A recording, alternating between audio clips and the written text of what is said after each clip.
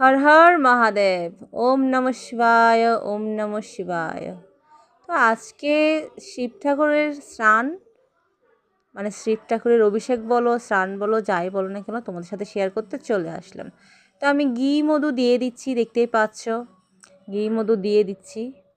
দুধ দিয়ে স্নান করলে শিব ঠাকুর প্রচণ্ড খুশি হয়। তো আজকে ঘরে দুধ ছিল, সেটাও রেখে দিয়েছি, ঠাকুরের জন্য রেখে দিয়েছি। এই যে এখন ঠাকুরকে দুধ দিয়ে স্নান করছে। আর আমি স্নান করানোর সময় স্নান করানোর মন্ত্র বলি, ইদং সানিয়ং পশুপতায় নম, ইদং সানিয়ং পশুপতায় নম, ইদং সানিয়ং পশুপতায় নম বলে 3বার বলে আমি দুধটা দিয়েছি। এরপরে দিয়ে দিয়েছি আমি পেতাম্বরী পাউডার, দিলে একটু ছকছক করবে, মহাদেবকে ভালো লাগবে, তাই এটা দিয়ে দিলাম।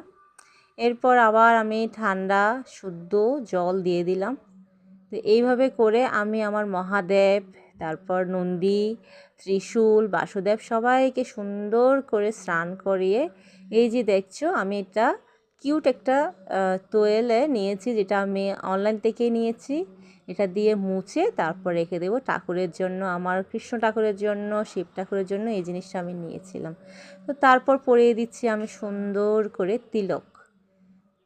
তো আমার মহাদেবের স্নানটা যদি তোমাদের ভালো লেগে থাকে অবশ্যই লাইক কমেন্ট করবো। তো টাটা সবাইকে, আবারও হর হর মহাদেব।